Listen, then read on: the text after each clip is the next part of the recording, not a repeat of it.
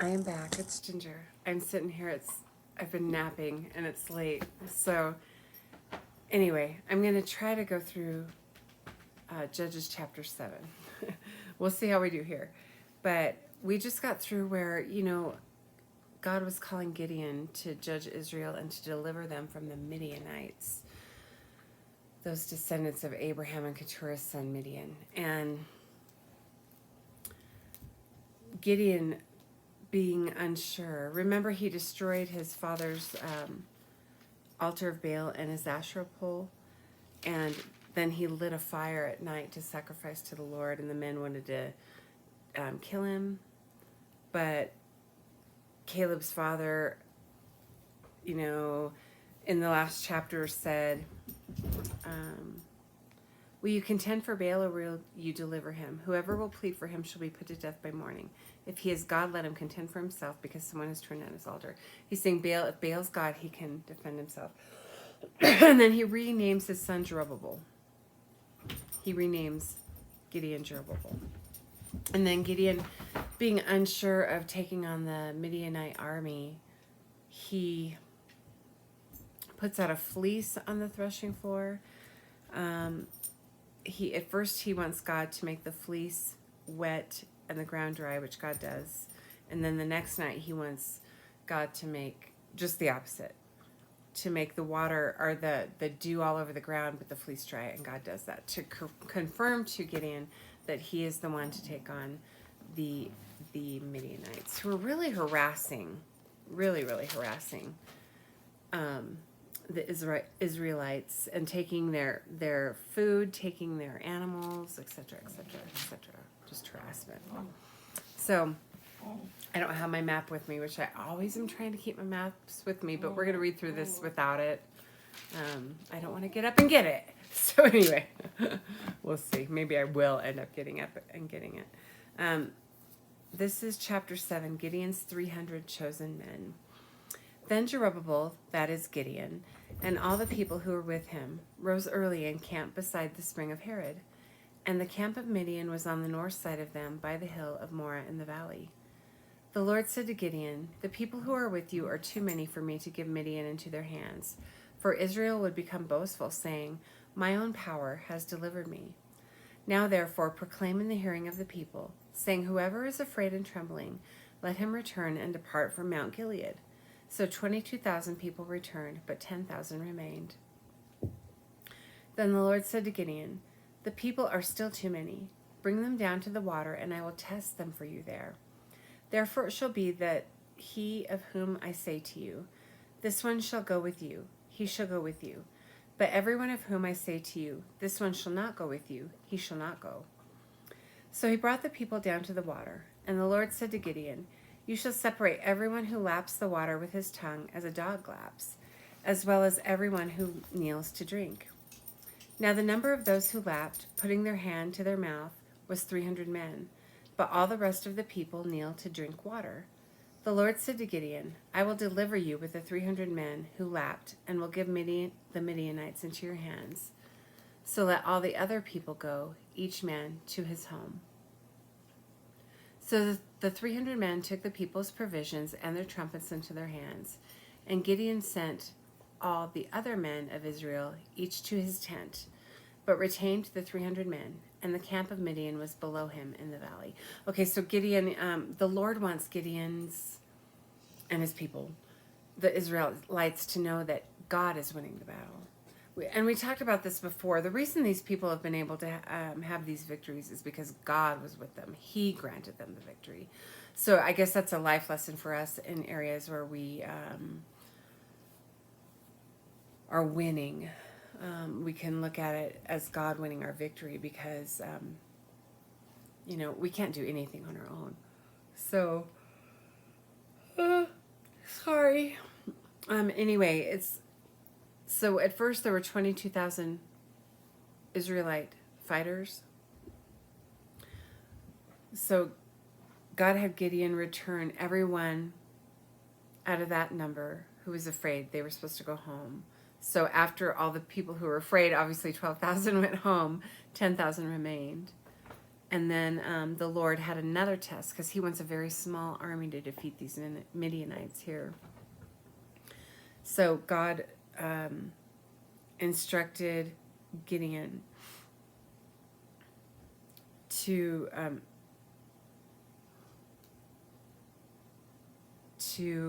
send them home according to the way they drank. So all the people who kneeled to drink water, are those the ones he kept?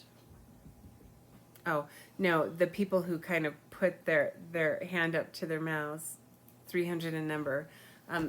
So he announced the people that drank like this would stay, and that was 300. Everybody else went home who kneeled to drink water. So they end up with 300 men. Sorry. Oh my gosh. Sorry. 300 men were left. And let's start with verse 9. So 300 men are going to take on this Midianite army. Starting with verse 9. Now the same night it came about that the Lord said to him, "Arise, go down to the camp, for I have given it into your hands." I just really think this is the overall theme message of whatever you want to call it of this chapter. God is giving these people into Gideon's hands. He is granting Gideon the victory. So first and foremost, the victory comes from God. Okay. But if you are afraid to go down, go with Purah, your servant, down to the camp, and you will hear what they say. And afterwards your hands will be strengthened, that you may go down against the camp. So he went with Purah, his servant, down to the outposts of the army that was in the camp. Now the Midianites and the Amalekites and the sons of the east were lying in the valley, as numerous as locusts, and their camels were without number, as numerous as the sand on the seashore. When Gideon came, behold, a man was relating a dream to his friend. And he said, "Behold, I had a dream. A loaf of barley bread was tumbling into the camp of Midian, and it came to the tent and struck it, if so that it fell. Behold, I had a dream. A loaf of barley bread was tumbling into the camp of Midian, and it came to the tent and struck it so that it fell, and turned it upside down so that the tent lay flat." His friend replied, "This is nothing less than the sword of Gideon, the son of Joash, a man of Israel. God has given Midian and all the camp into his hand." When Gideon heard the account of the dream and its interpretation, he bowed in worship. He returned to the camp of Israel and said, "Arise, for the Lord has given the camp of Midian into your hands." He divided the 300 men into 3 companies, and he put trumpets and empty pitchers into the hands of all of them, with torches inside the pitchers. He said to them, "Look at me and do likewise. And behold, when I come to the outskirts of the camp, do as I do. When I and all who are with me blow the trumpet, then you also blow the trumpets all around the camp and say, 'For the Lord and for Gideon.'" Sorry. Should have brought water. So Gideon, he's needed reassurance all along. He put out the fleeces, and now God is giving him a dream. I think dreams are really important. They're really important to me. They've given me guidance before because, here, let me grab some water. When I'm going to do something that pertains just to me, the Bible doesn't say, "Ginger, go do this on this day," but a dream can lead me to do something like that. Hold on just a minute.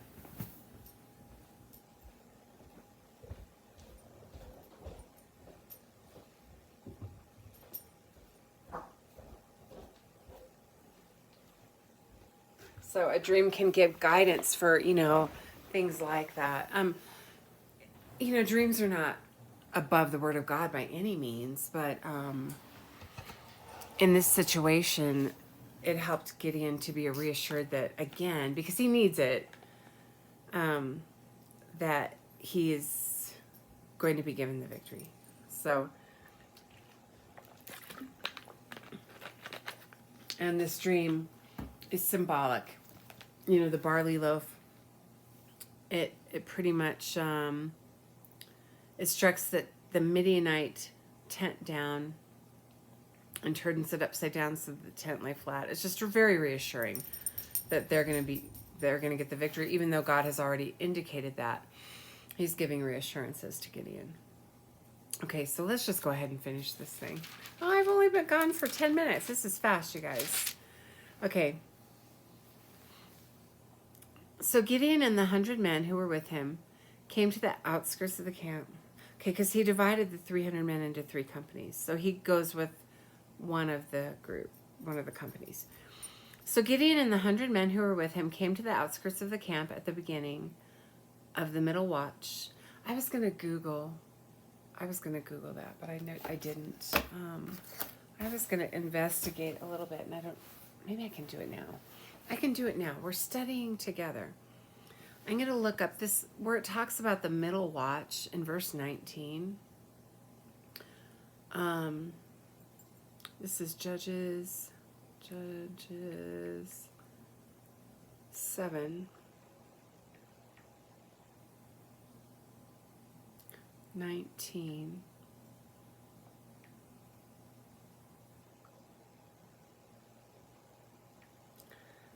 Judges 7:19, middle watch. I just want to know what time was the middle watch? Where did it fall? What is it? Or when is it? And was it? Okay, let me see this. This is Bible Hub. And here it lists the verse. So Gideon and the 100 men that were with him came into the outside of the camp in the beginning of the middle watch. And they had but newly set the watch, and they blew the trumpets and brake the pitchers that were in the hands. Okay, the middle watch. The Jews anciently divided the night. And this has to do with, like, when Jesus is being killed, or when he's on trial and, before he's killed. And they talk about the rooster crowing. The rooster crowing is actually a trumpet blast, and that happens at a certain point in the night. I don't want to get too off topic, but that's just another biblical example of when they talk about these watches of the night. So, okay, so the Jews anciently divided the night from 6 p.m. to 6 a.m., so 6 p.m. to 6 a.m. into 3 watches. So that 12-hour period, 6 to 6, is divided into 3 watches. The subsequent division into 4 watches of 3 hours. It says 3 watches, and then they say the subsequent division into 4 watches of 3 hours. Each was borrowed from the Romans.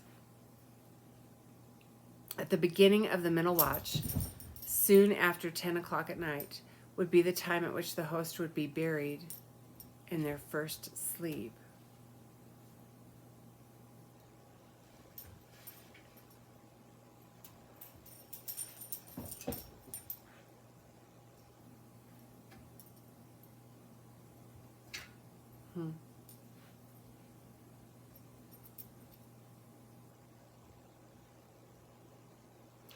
Okay, let me keep going.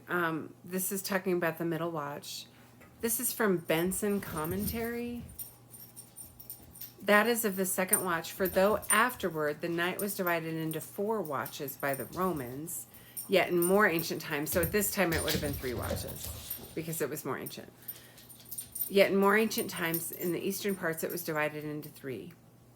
He chose the dark and dead of the night to increase their terror by trumpets, whose sound would then be the loudest, and the lamps whose light would then shine the most brightly to surprise them. So they blew the trumpets at that time because it was the most dark and dead of the night. And then the sound would be the loudest, and it would surprise them more. And it would also conceal how few men they had, because they only had 300 men, but they probably didn't want the Midianites to know that. So, anyway, it still is not giving me exactly when the middle watch would be. Would it be 10? I don't know. I don't know. Let me see here.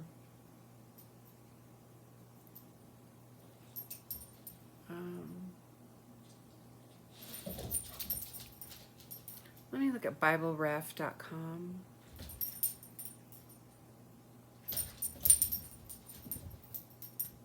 No, that's not giving me anything. Okay, this is from the BibleMadePlain.com. I've never read anything off this one, I don't think. The BibleMadePlain.com.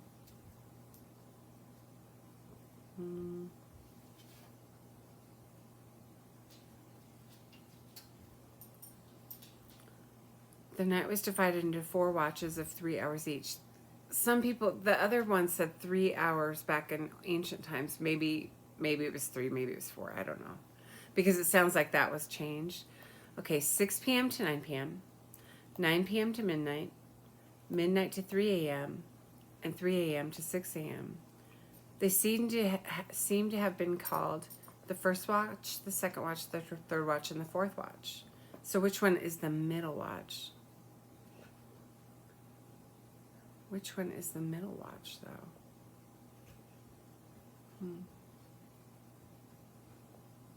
Because that's talking about more during Jesus' time.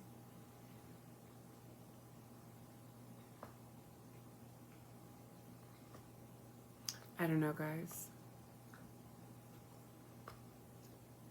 I don't know which one it was.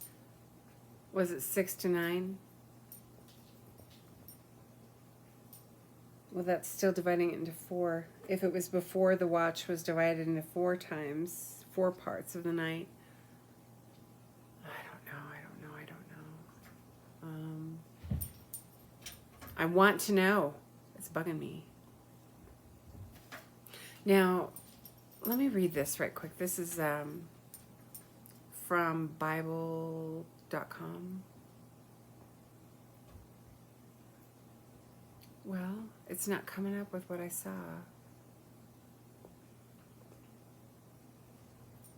Anyway, when I press it, it's not coming up.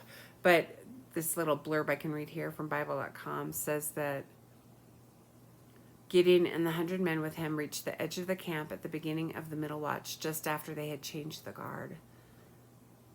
So the Midianite camp must change the guard. They had just changed the guard when they got there.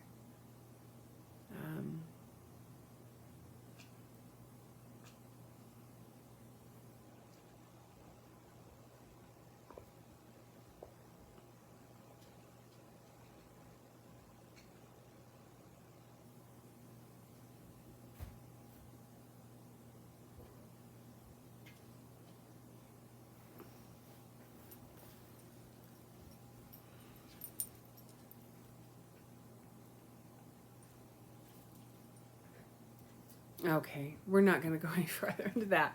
But I'm showing you at least some examples of how to study. If you don't know something, read about it. So, anyway, where were we? I got off on a tangent there. Okay, so let me start with 19 again. So Gideon and the 100 men who were with him came to the outskirts of the camp at the beginning of the middle watch, when they had just posted the watch, and they blew the trumpets and smashed the pitchers that were in their hands. And I don't know what they're talking about as far as smashing the pitchers in their hands. I might do some digging on that and get back to you. When the 3 companies blew the trumpets and broke the pitchers, they held the torches in their left hands and the trumpets in their right hands for blowing, and cried, "A sword for the Lord and for Gideon." Each stood in his place around the camp, and the army ran, and all the army ran, crying out as they fled. So they were shocked. He had 100 men with him, and they were shocked. So it's not even all 100 men, or all 300 men. It's like 100 men. And this army runs in fear. So the element of surprise is working for them here.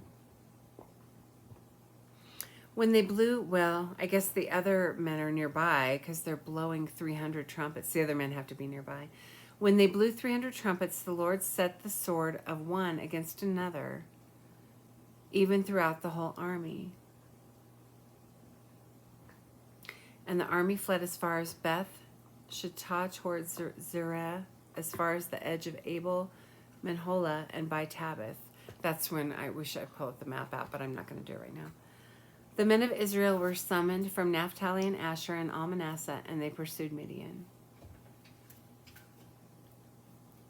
So the men were summoned from these tribal areas. So is that more men?